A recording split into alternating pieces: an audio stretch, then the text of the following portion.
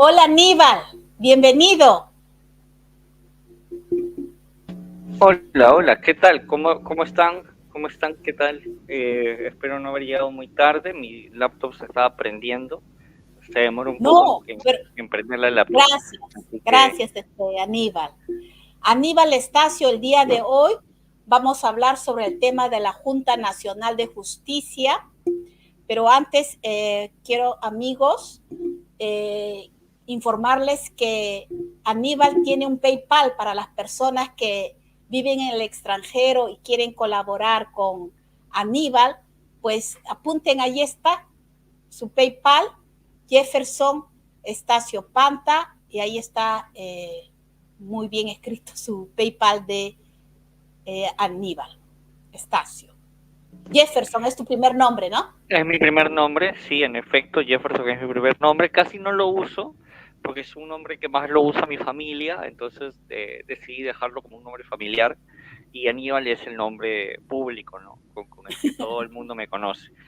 Pero Okay. somos la misma persona. Jefferson Aníbal Estacio Panta es mi Así apellido y es. nombres completos.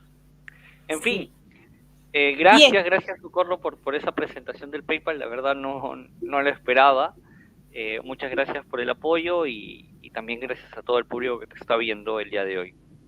Bueno, amigos, los miembros del CNM no fueron removidos por Vizcarra.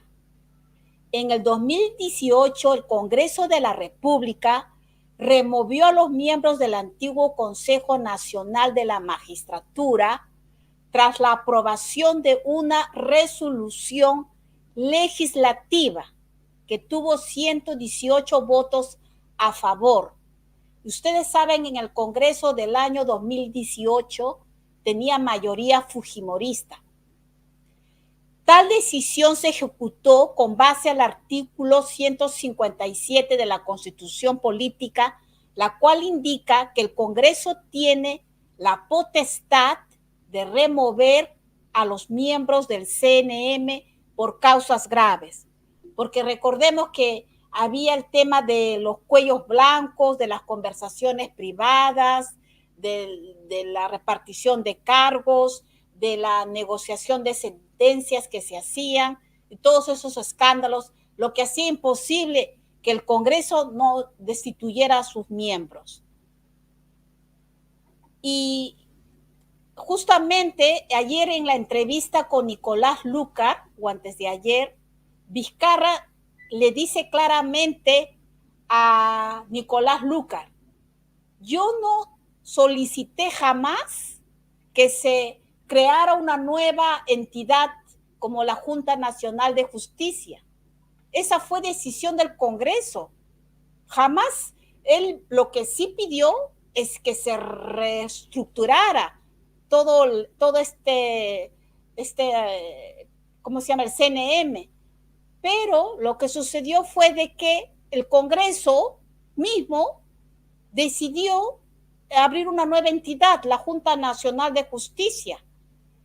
Y para ello, ¿no?, escogieron a 7 autoridades encargadas de seleccionar a los miembros de la Junta Nacional de Justicia mediante concurso público. Fue el Congreso quien decidió que 7 personas sean las seleccionadas. El defensor del pueblo era Walter Gutiérrez. El presidente del Poder Judicial, el señor Lecaros. La fiscal de la Nación, Zoraida Ábalos. El presidente del Tribunal Constitucional, Blume. Ya ustedes saben, Blume es de fujimorista. El Contralor de la República, Nelson Schack. Ya también sabemos con quién pecojea. Un rector elegido por los rectores de la universidad públicas. Elegido por las universidades públicas. Y otro rector elegido también por las universidades privadas. Entonces, como ustedes ven, no es que Vizcarra haya decidido que estos 7 sean los que se encarguen de elegir. Fue el Congreso, la comisión de Bartra con otro congresista, ya no me acuerdo con quién. Y es lo que dice ayer mismo en Exitosa, dijo Vizcarra, Estacio lo dijo. Yo jamás incité a que inclusive se creara otra entidad como la Junta Nacional de Justicia. Bueno, perdón, estaba buscando un poquito de información también aquí. Y a ver, tenemos ciertas cosas. Primero, es un error pensar que Vizcarra va a reconocer la autoría de la Junta Nacional de Justicia, ¿no? Porque él sabe que no puede revelar que él estuvo detrás de la creación de la JNJ. Ahora, ¿por qué digo que estuvo detrás de la creación de la Junta Nacional de Justicia? Porque Vizcarra actúa de manera indirecta en su creación, no en su manera directa. La crea a través de las reformas que él plantea, las reformas constitucionales que él plantea, reformas constitucionales que nosotros votamos.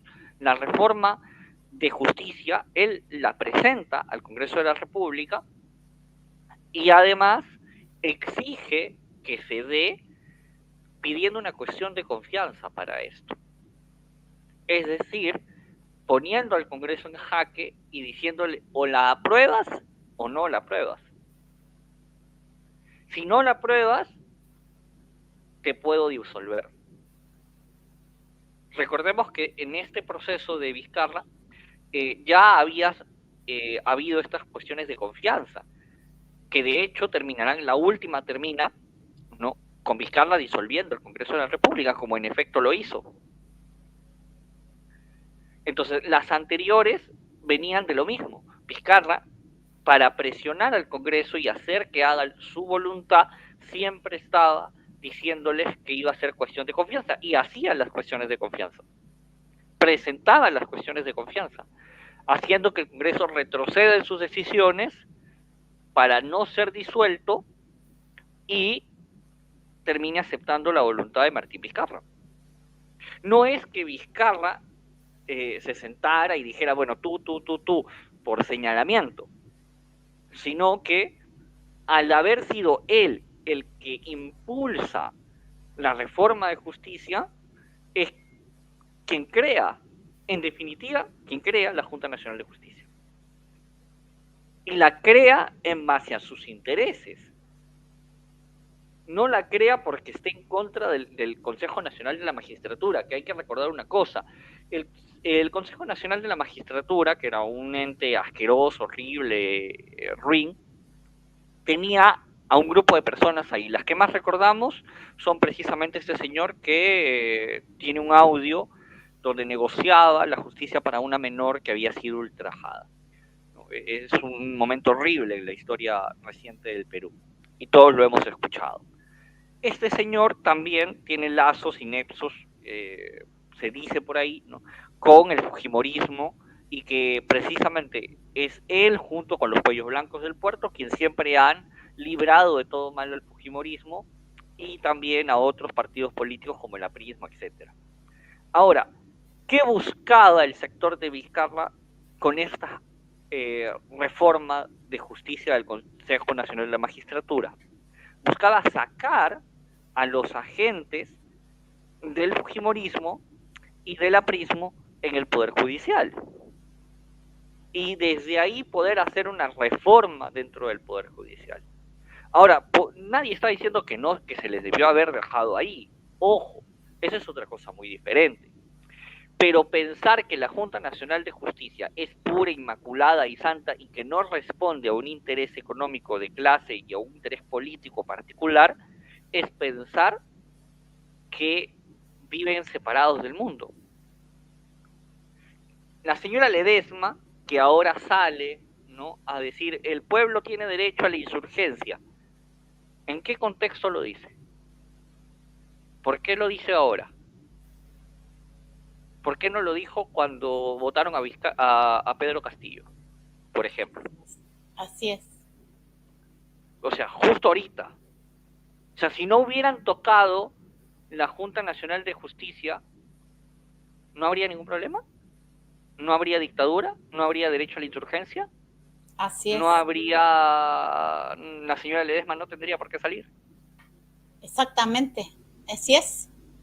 Para Entonces, muchos, la claro, ruptura, sí, y eh, entonces tenemos, perdón que te corte, sí, Socorrito, tenemos esta realidad, ¿no? Lo que ellos dicen en el discurso y lo que realmente es.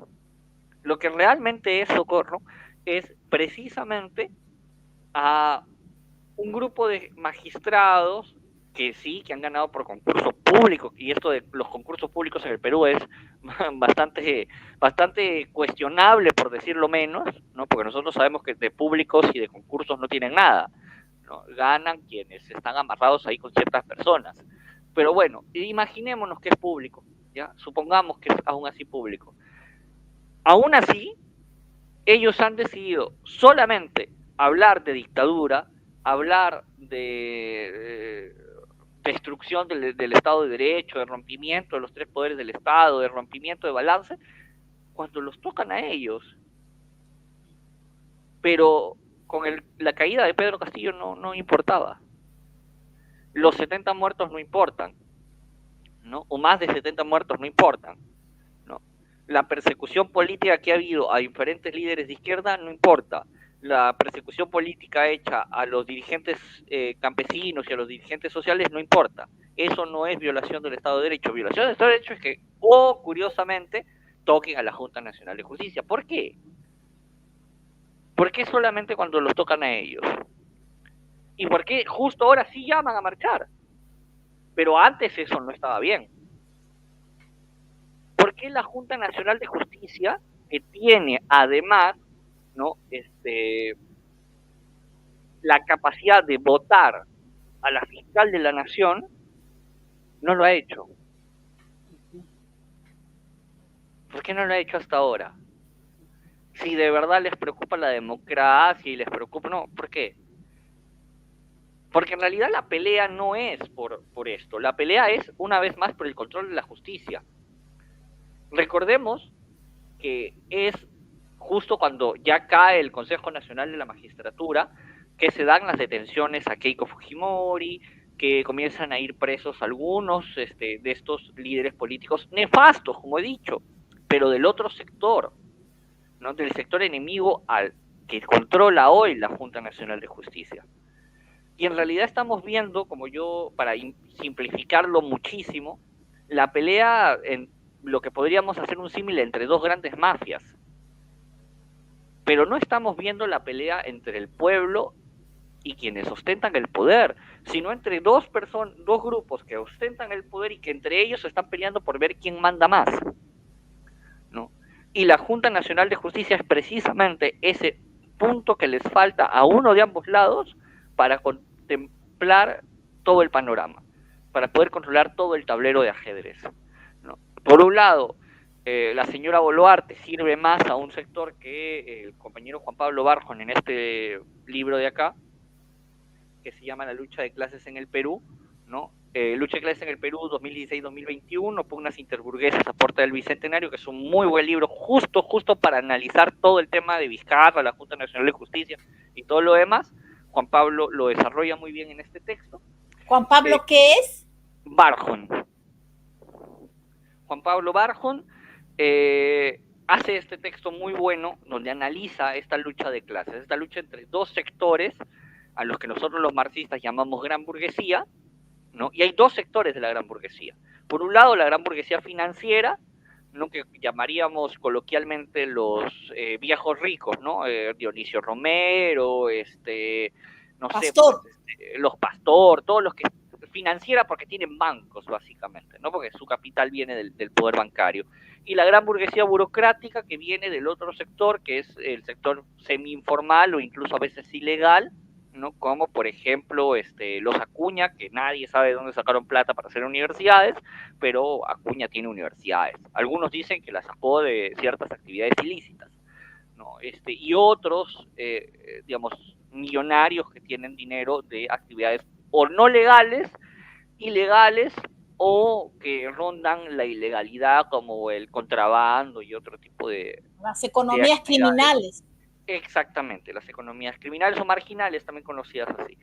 Entonces, estos dos sectores económicos muy poderosos se enfrentan por el control del Estado.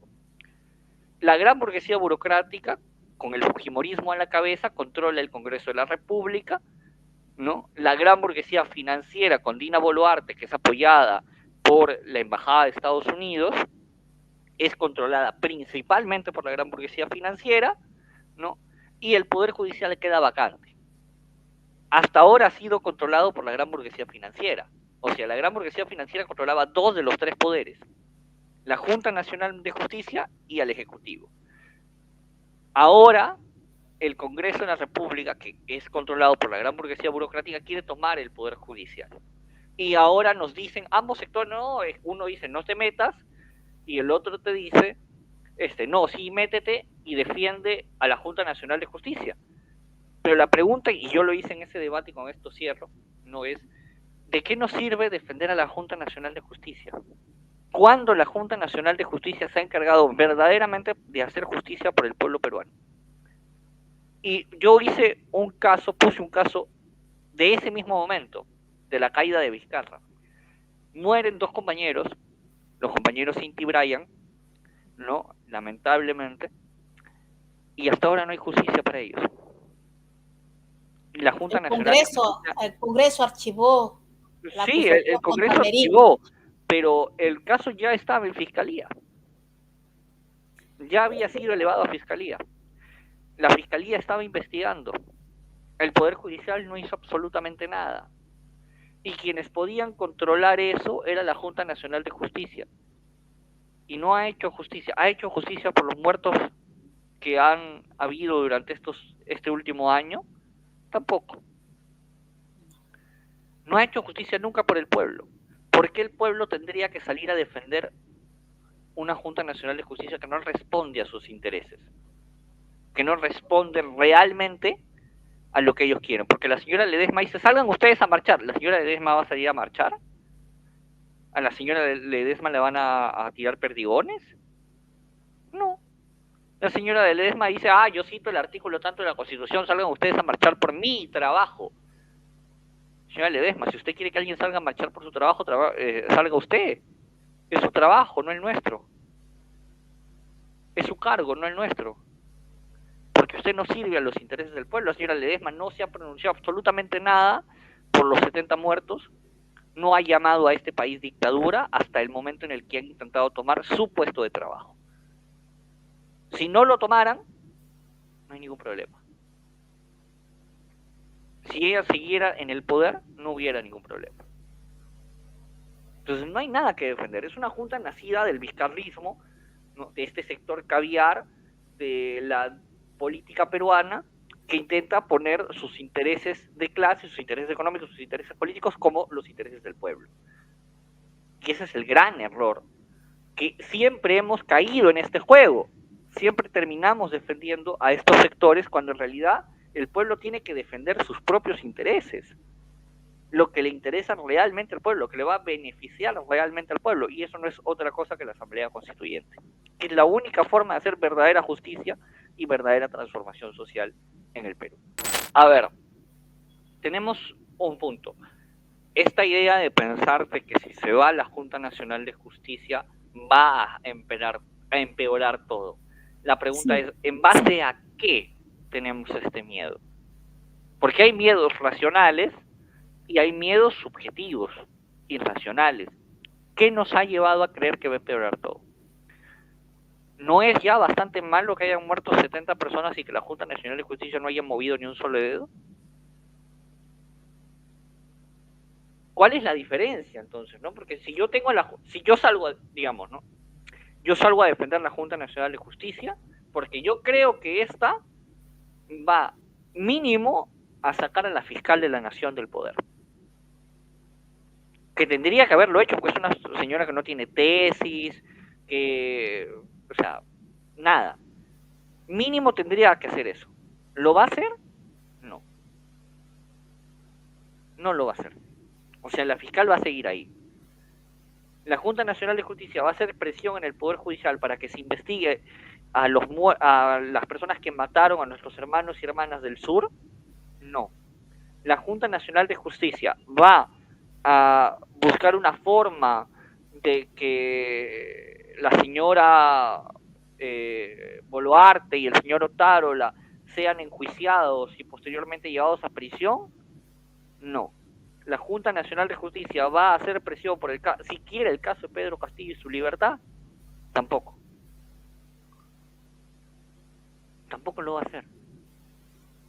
Pero Aníbal, entonces, ¿cuál es la diferencia, Socorro, entre tener a la Junta Nacional de Justicia ahora y no tenerla mañana? Si ni ahora trabajan, ni mañana cuando no estén lo van a hacer. ¿No? Es como decirte, ¿no? Digamos, tú tienes, o el público tiene, algo en su casa, ¿no? Que les gusta, pero que no es indispensable para sus vidas. Y está ahí, ¿no? Mañana no puedes tenerlo y no te vas a dar cuenta de que no está ahí. Simplemente porque no es indispensable para tu vida. Es como que yo me quede con esta botella de plástico una vez que ya no tenga contenido, ¿no? Y me quiera quedar con la botella simplemente porque me gusta la botella. Pero si la botella deja de estar en mi casa, no hay ningún cambio sustancial. No hay un cambio que me beneficie ni me perjudique, porque igual no representa nada. Si no tiene utilidad real, concreta, en nuestra sociedad, entonces, ¿qué estamos defendiendo, Socorrito? ¿Qué estamos defendiendo si no estamos simplemente cayendo en la ilusión de democracia cuando nos han demostrado estos señores que ahora hablan de democracia, que a ellos no les interesa defender al pueblo, les interesa que el pueblo salga a defenderlos a ellos, como si ellos fueran los importantes? ¿Por qué? Ahora tenemos, y finalizo con esto, ¿no? Sí, podemos decir que de alguna manera creemos que pueden estar peor de las cosas, pero no puede estar nada peor que esto. Ya nos han demostrado que a ellos no les interesa romper su propia ley, porque ellos han roto la ley y nadie les ha dicho nada.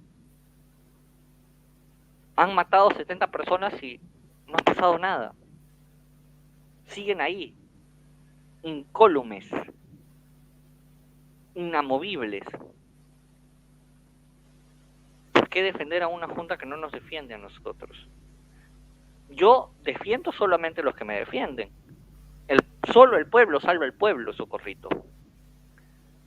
Y lamentablemente esa junta no es el pueblo, pues. Esa junta no le interesa al pueblo. Solamente vienen al pueblo cuando nos necesitan. Pero cuando el pueblo los necesita, ahí no hay peligro de la democracia, ahí no hay justicia, no hay el artículo para sublevarse, no. Ahí no interesa. Ahí estamos viendo los verdaderos intereses que mueven a este grupo y una de las razones por las cuales no debemos salir a defenderlo. Nos han dicho que va a ser peor, pero ¿quiénes nos dicen que van a ser peor? Los mismos que pusieron a la Junta Nacional de Justicia, porque ellos quieren proteger a su gente, pues. Y como saben que ellos no convocan a ningún gato, ¿no? Porque Rosa María Palacio sale y no va nadie con ella, entonces tiene que llamar al pueblo, pues, para que el pueblo ponga la cara, y nos quieren convencer de que nosotros demos la vida, pongamos el cuerpo por ellos y que ellos sigan en el poder. Eso es lo que iba a decir. Sí, pero no me ha respondido que el tema de que el objetivo es de aquí tomar la Junta Nacional de Justicia, porque es lógico que van a escoger a personas tipo el Tribunal Constitucional, personas afines a sus pretensiones de quedarse en el gobierno, y para ello su siguiente objetivo será ya ir contra la Junta Nacional contra el Jurado Nacional de Elecciones y la RENIEC y la OMPE. O sea, ese es el fin principal. A eso va. Sí, pero el tema sería en todo caso, ¿cuál es la diferencia? Porque nosotros hemos puesto a un presidente con el voto popular, que fue el presidente Castillo. ¿Qué hicieron con el presidente Castillo? Esa es la pregunta, ¿no? un momento lo tuvieron secuestrado Pero políticamente. recuérdate, Aníbal, recuerda Pero, que el juez Salas, mira, al juez Salas le trataron con estas pruebas del fraude, lo trataron de arrinconar para que él se doblegara y dijera si ha habido fraude. Pero el juez Salas ha demostrado de alguna manera hacernos respetar el voto popular, le ha hecho respetar el voto popular. El presidente Castillo salió elegido democráticamente, pero como tú ves que hubo toda esa sobrecarga del fraude, y por eso que odian a Salas, porque sí, Salas al final... pero el tema, hay un tema mayor, ¿no? O sea, no importa si Salas fue honesto o no fue honesto, que eso lo podemos debatir después. Más allá de su honestidad o su deshonestidad o lo que haya hecho, que era de hecho su deber, tampoco es un premio que haya hecho su deber, ¿no? Está el punto, ¿no? De que al final no importa, porque ellos lo van a volver, si volviéramos a escoger a Castillo presidente, lo volverían a votar. Como ya lo han demostrado, ¿no? Entonces, ¿de qué nos serviría defender todo a futuro? Yo quiero explicar por qué la propuesta, ¿no?, de compañeros como los del CEPOS y otros compañeros que nos hemos acogido de ella, es elevar un pedido que es la Asamblea Constituyente. ¿Por qué? Porque principalmente, ¿no? Y eso es incluso más por mí que por el CEPOS, ¿no? La Asamblea Constituyente representa una voluntad popular. Lo que no representa, ¿no?, la Junta Nacional de Justicia. Ni las elecciones en general, porque ¿quiénes van a ir a las elecciones en 2026? ¿Tenemos siquiera un candidato o una candidata que pueda representar los intereses del pueblo? No, no hay. No, ni siquiera el doctor Aníbal Torres, que sonó su nombre mucho tiempo y que es una persona a la que yo admiro. Lo más probable es que si Aníbal Torres dijera que va a postular, el Congreso lo inhabilitaría. Sí, con seguridad. O sea, ni siquiera necesitan tomar la OMPE y el Jurado Nacional para decidir quién va a ir y quién no va a ir. Eso ya lo tienen planeado. Lo que sí podemos hacer es decidir nuestro futuro y decidir el cambio que queremos hacer. Y eso lo podemos hacer desde la Asamblea Constituyente. Porque la Asamblea Constituyente, por ser un órgano superior a todo el derecho actual y a todo el Estado actual, es capaz de transformar al país desde sus bases, ¿no? Desde sus bases políticas, al menos. No económicas tal vez, pero políticas sí. Puede hacer una reestructuración del Estado. Entonces, al hacer una reestructuración del Estado, nos permite mover mejor lo que queremos que pase y lo que no queremos que pase. Podemos entrar a disputar qué es lo que queremos que esté dentro del Estado y qué no queremos que esté dentro del Estado. Así ganemos o perdamos en este debate en la Constituyente, hemos entrado a disputar y habremos conseguido al menos llegar a un mejor punto del que hemos llegado ahora. Exactamente, pero justamente para lograr tener esta Asamblea Popular Constituyente, necesitamos que un líder del pueblo gane las elecciones. No, porque la Asamblea Constituyente es necesariamente una asamblea que nace del pueblo, no necesita su líder. El doctor Aníbal Torres, en su libro Teoría del Derecho, Introducción al Derecho, Teoría General del Derecho, que justo lo tengo aquí atrás, es este de aquí, ¿no? Cita lo siguiente, ¿no? Dice: en el momento en el que el viejo orden pierde valor, se vuelve, rige el nuevo orden jurídico. Es decir, en buen castellano, en el momento en el que el pueblo haga valer su poder y diga: esta Constitución ya no va más, imponemos la Asamblea Constituyente, esta se tiene que imponer, como se hizo en Chile. En Chile, con su fracaso o con su no fracaso de la constituyente chilena, se llegó a ella sin pedir la caída de Piñera. La gente en Chile no decía que se vaya Piñera, que se vaya el Congreso chileno, no, decía Asamblea Constituyente, y lo lograron, sin necesidad de quien esté en el poder. ¿Por qué? Porque la constituyente es superior al Estado actual, está muy arriba. Entonces, al estar arriba, no hay poder en el Estado que la pueda limitar. Así, y lo digo así claramente, así estuviera Keiko Fujimori en el poder, esta no puede estar por encima de la Asamblea Constituyente. Porque la Asamblea Claro, Constituyente es un órgano superior a ella.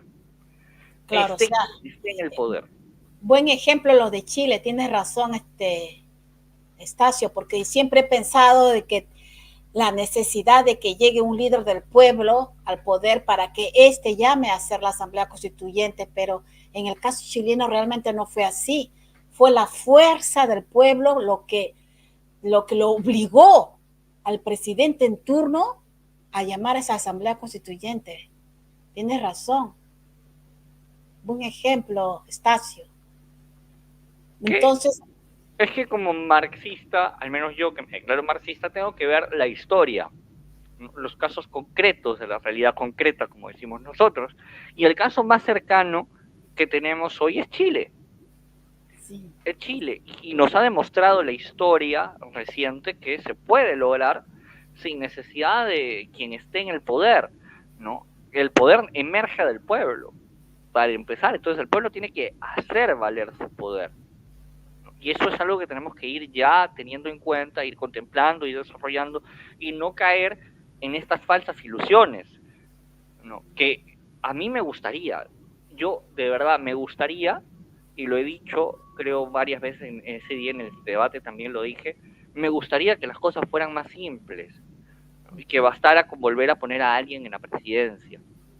Porque la verdad es que la lucha de la Asamblea Constituyente es una lucha complicada y dura, pero lamentablemente la historia reciente nos ha demostrado que no importa si votamos por el presidente que queramos, al final a ellos no les interesa. Y ese es el problema, porque ellos controlan el Estado. Porque la Constitución del 93 es suya, ellos la crearon. Entonces, como es suya, ellos hacen y deshacen con esa Constitución. Por Y más ese es que el haya un verdadero presidente problema. del pueblo, por más que Por haya, más que exista un presidente del el pueblo, sistema lo aplasta. lo aplasta. Porque está diseñado para que ellos ganen y no nosotros ganemos.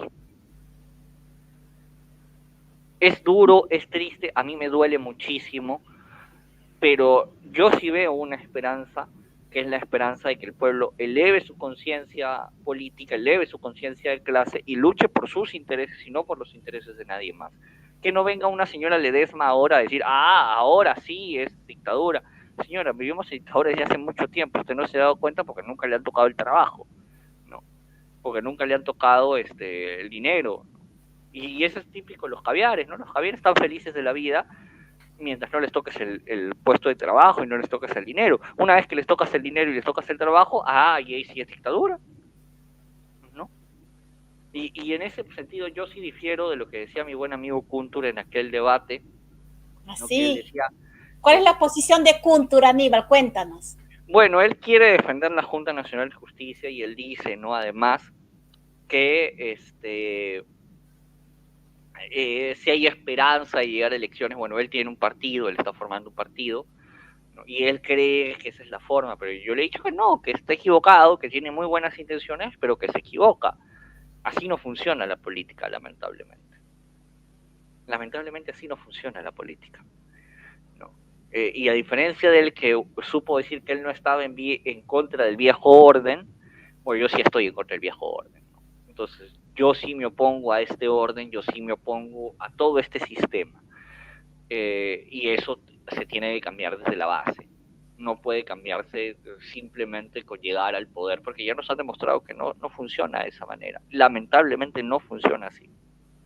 Por la Tenemos que, Constitución, porque sí, estamos regidos bajo esta Constitución del 93. tenemos que ir aprendiendo, que tenemos que ir elevando nuestra conciencia Y una vez alcanzada la Constitución, podemos soñar con algo más, podemos pedir algo más, podemos seguir desarrollándonos.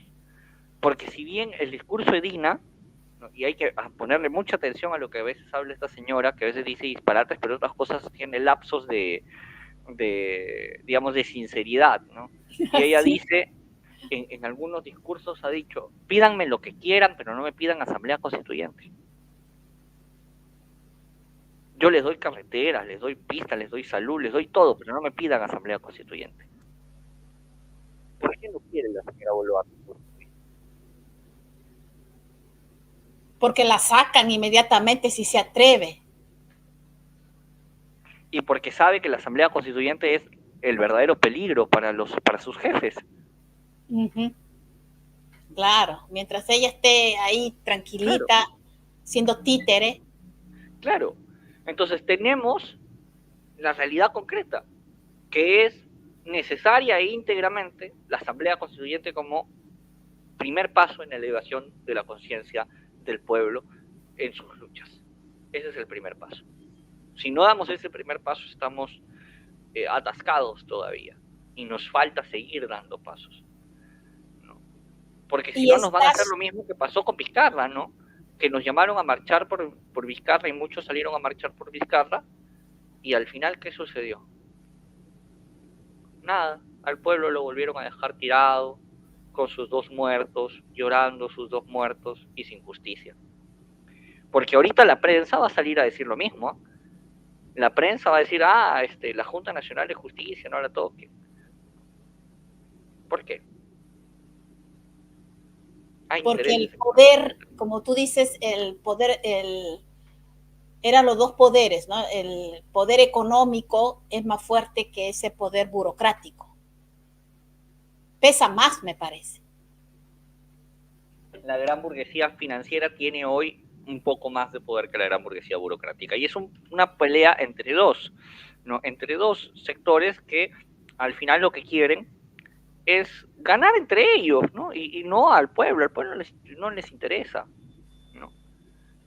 Lamentablemente. Y nosotros como pueblo tenemos que luchar por nosotros y para nosotros, y no para ellos. Eso es lo importante. Antes que se me olvide otra vez, aquí me están pidiendo un saludo a mi buen amigo Roberto Reyes, que también a veces me ha apoyado cuando yo he hecho programas, en lo que es el StreamYard y todo lo de atrás, pero que también he compartido con él espacio conduciendo un programa que se llamaba Al Filo de la Navaja, que tenemos un proyecto de volver a reabrir Al Filo de la Navaja y esperemos lograrlo, así que espérenlo pronto por mi canal también. De repente volvemos a abrir Al Filo de la Navaja con Roberto Reyes, que es un gran amigo, un dirigente social y un luchador social de Huaycán, y un gran compañero, con el que podemos diferir porque él sí está en defensa de la Junta Nacional de Justicia, por ejemplo, ¿Sí? Y yo no. Sí, él al filo de la navaja. Sí, al filo de la navaja.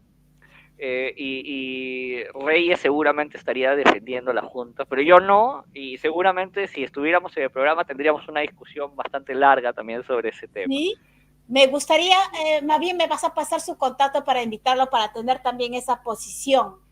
Por supuesto. Yo encantadísimo de contactarte con Roberto, es un chico muy interesante, muy amable y un gran luchador social. Además, un fuerte abrazo a Roberto y a toda la gente de Huaycán. Saludos a Huaycán. Un saludo a la gente linda de Huaycán. A veces he ido por allá a hacer programa, a visitar a Reyes, les tengo mucho cariño también, así que un fuerte abrazo a toda la gente de Huaycán. Y gracias por permitirme dar ese saludo y ese pequeño cherry también. No, canal. Muy bien, tenemos que escucharte, es un placer escucharte, Aníbal. Sobre, ahora que nos has hablado de Chile, ¿por qué entonces está pasando ahora? Yo lo que temo y que creo que temen muchas personas es el temor de volvernos como Guatemala.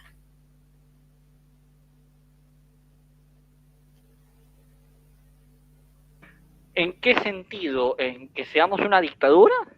Sí, y que años y tras años siempre sean ellos solamente los que se escogen.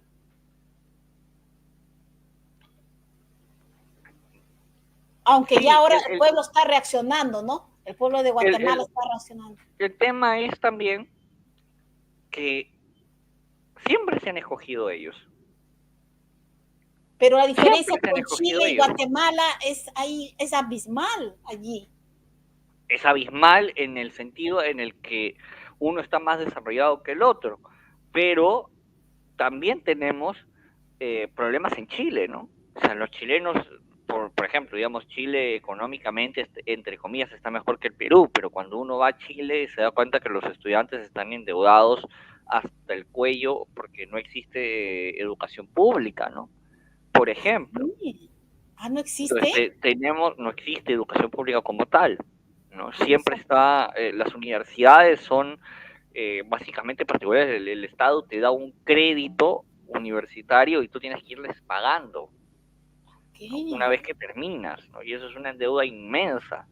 Entonces tenemos así cosas que nos demuestran cómo son las diferencias. Entonces hay cuestiones así como esas que tenemos que ir viendo y conociendo alrededor de lo que es el país, ¿no?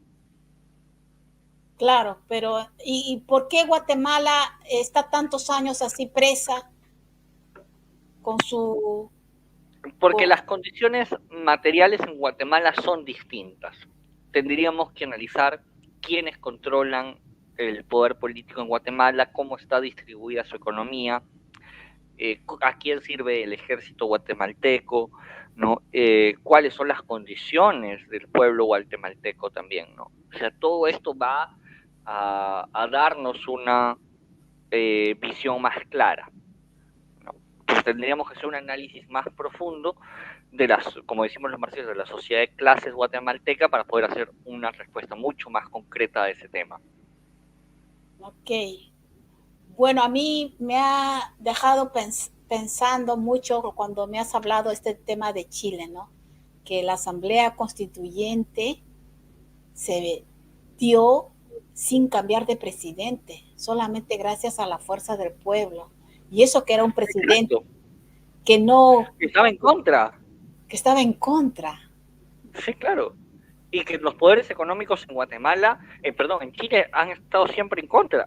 Y que los carabineros en Chile son, con el perdón de los policías del Perú, pero son más brutales que los de acá. ¿Así? O sea, basta con ver las fotos de los carabineros en Chile, de cómo maltrataban al pueblo chileno, los seguían hasta sus casas, se metían con las motos. Hay videos de chicos y chicas a los cuales les han tirado el gas lacrimógeno en el rostro para romperles la cara y quemarles el rostro, ¿no? ¿Sí? Cosas horribles, porque recordemos que además que la policía chilena se forma en la dictadura de Pinochet, una de las dictaduras más férreas y duras que haya tenido América Latina. O sea, muy, muy, muy militarizada es la policía chilena, ¿no? En especial los carabineros chilenos. Entonces tenemos que tener en cuenta eso, ¿no? Y aún así el pueblo se levanta a pesar del riesgo y logra su cometido. Y eso es la valiosa lección que nos queda a nosotros, organizarnos para luchar por nuestros propios intereses. Aníbal, Es lo haznos más. recordar cuál fue la punto así ya de ebullición de por qué las personas salieron a marchar en Chile. En realidad, la marcha en Chile no pasa primero por la Constitución, pasa por el alza de pasajes del Sí, ¿no? metro de Chile, sí, sí, sí, entonces empieza ahí, los estudiantes son eh, los primeros en salir, ¿no? A protestar, ¿no? Por el alza de pasajes en el metro chileno, y esto va escalando, ¿no? Se van sumando diferentes organizaciones con sus diferentes pedidos y comprenden que todos estos pedidos se pueden solucionar a través de la Asamblea Constituyente chilena, ¿no? Y elevan esta pedido y dicen, ¿sabes qué? Todo esto que pedimos, mejor educación, gratuidad, no alza de pasajes, digamos, poner de nuevo nuestros recursos al servicio del pueblo, todo esto se puede resumir en una asamblea constituyente. igual que en el Perú. También podemos resolver todos nuestros pedidos en la Asamblea Constituyente. ¿Y por qué fracasó la Asamblea Constituyente en Chile? Fracasa también por los intereses que lamentablemente estuvieron. Chile supo cómo llegar a la asamblea, lo que no supo es mantener el control de su asamblea. Y eso es algo que nosotros tenemos que aprender. Así como se aprende de las victorias, se aprende de los errores que tuvieron nuestros compañeros en Chile. Entonces, uno de los errores fue desligarse del proceso y no tener la representación mayoritaria que tendrían que haber tenido, ¿no? Directamente de sus organizaciones sociales, ¿no? Se permitió que ingresaran otros sectores y eso es lo que terminó generando una asamblea constituyente que divino en lo que es ahora. Y ojo, no es que el caso esté cerrado en Chile, se va a volver a dar otra asamblea y se va a volver a debatir el tema, ¿no? Entonces, y también porque la gente fue muy conservadora también, ¿no? Sí, sí. En el Perú también tenemos que empezar así, Aníbal. Sí, definitivamente. Porque la gente es muy conservadora aún. Yo pienso que fue una de las razones principales allí en esa la Constitución de Chile. La gente es muy conservadora aún y creo que un poco se extralimitaron quizás en una sociedad tan conservadora. Hubo cosas que tuvieron que haberse presentado de una manera mucho más balanceada y no se hicieron, ¿no? Entonces, eso es algo importante a tener en cuenta. Bien, Aníbal, muchas gracias por tu participación. Siempre ha sido un placer. Igual. Y bueno, ya la siguiente vez me envías el teléfono de tu compañero, ¿cómo se llama? De Roberto Reyes, sí. Roberto yo terminando Reyes. Esto te estoy pasando el contacto de Roberto. Para tenerlo también en el programa y mucha suerte con tu programa Al Filo de la Navaja. Muchas gracias, Socorrito, un fuerte abrazo, un gran saludo a todo tu público y espero volver pronto, siempre es un gusto hablar contigo, ¿eh?